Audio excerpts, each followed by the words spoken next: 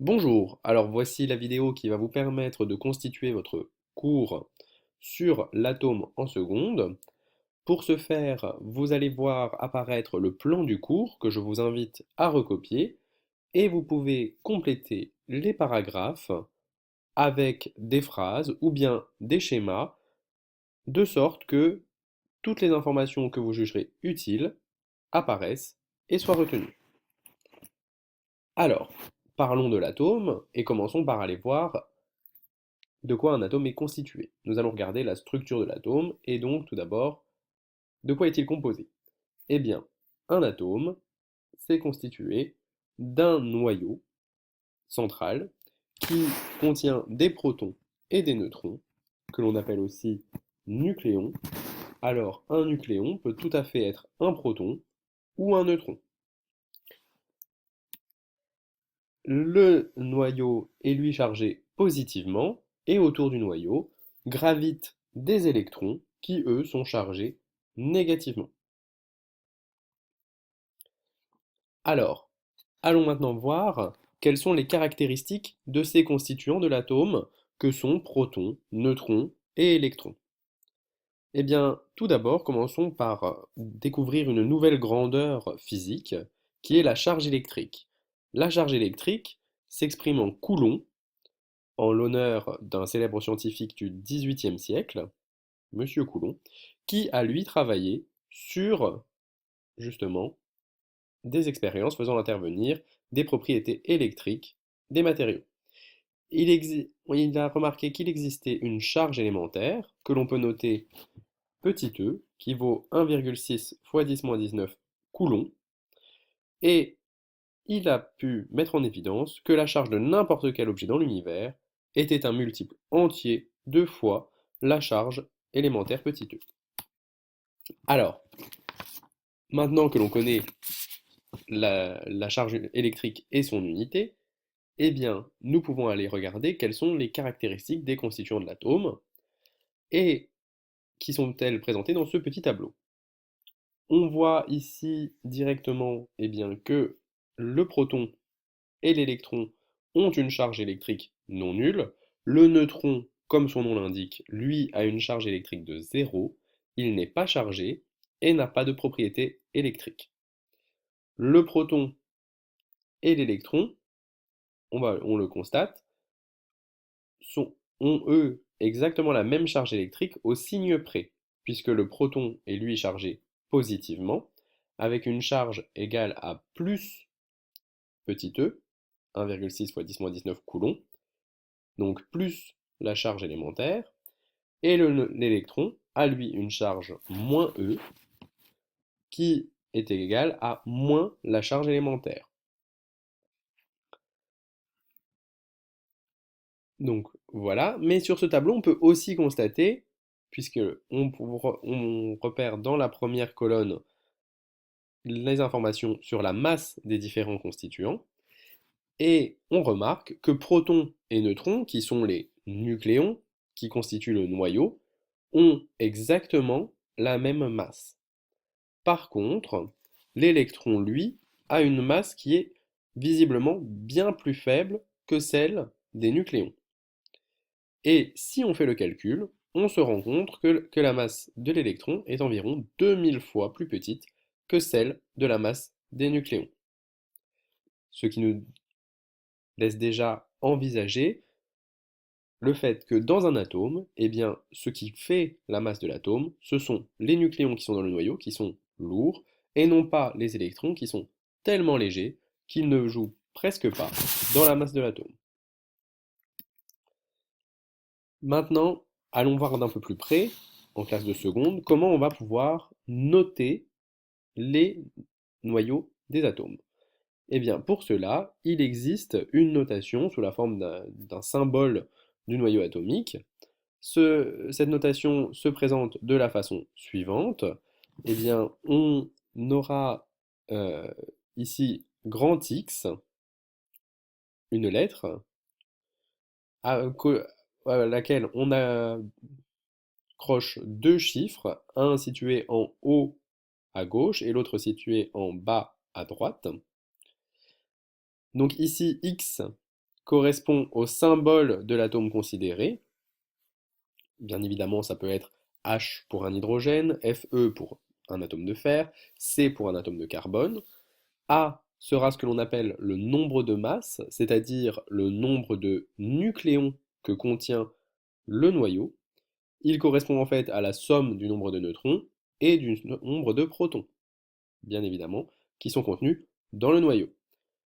Z, lui, quant à lui, est le numéro atomique, c'est-à-dire en réalité le nombre de protons du noyau. Alors, tout bêtement, dans un exercice, si l'on me demande combien de protons il y a dans un noyau, il me suffit d'aller lire le numéro atomique, c'est-à-dire le chiffre du bas, petit z, grand Z.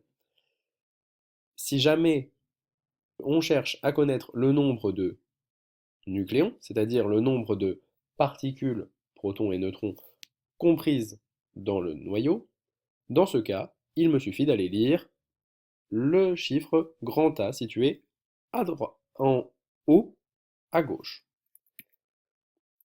Mais alors, comment puis-je déterminer le nombre de neutrons? Eh bien, prenons un exemple simple.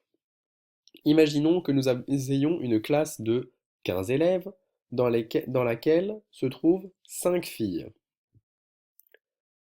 Je les, Par analogie, on peut dire que dans le noyau habitent 15 nucléons, dont 5 sont des protons. Combien y a-t-il de neutrons? C'est la même chose qu'avec la classe d'élèves. Si j'ai 5 filles sur 15 élèves, bien évidemment, il me reste 15 moins 5, c'est-à-dire 10 élèves qui sont des garçons. C'est exactement la même chose pour les neutrons.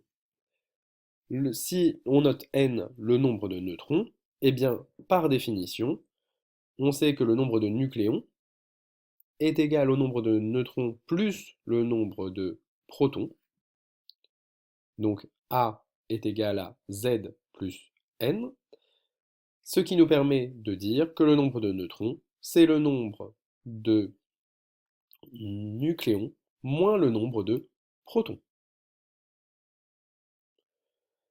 Alors voici quelques exemples que vous demande de chercher pour la prochaine fois, et je vous demande de préciser la composition des atomes suivants, notamment l'atome de carbone 12, dont le symbole du noyau est le suivant, puis l'atome de cuivre dont le symbole du noyau est le suivant, et enfin, je vous demande de me trouver le symbole d'un noyau d'aluminium qui contiendrait 13 protons, 14 neutrons et 13 électrons.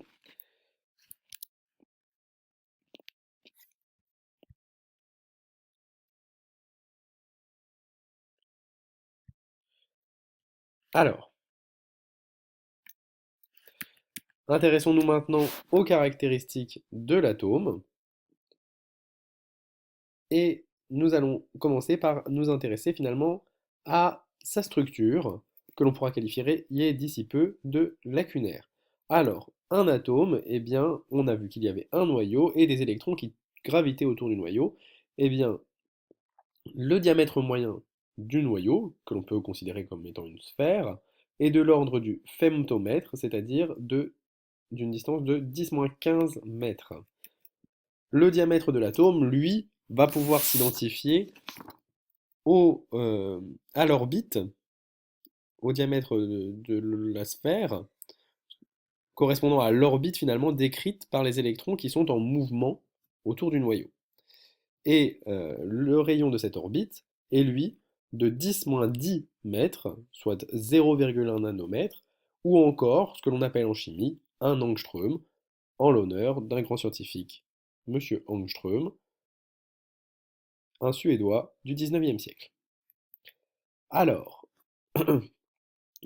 bien évidemment, l'espace ensuite entre le noyau et les électrons est lui constitué de vide, et si l'on compare maintenant, eh bien, le rayon de l'atome au rayon du noyau, afin d'avoir une idée de combien de fois l'atome l'atome est plus grand que son noyau, alors il vous reste à faire le calcul. Je vous propose de mettre la vidéo en pause, de faire votre calcul, puis de relancer la vidéo et de vérifier que vous avez trouvé le bon résultat.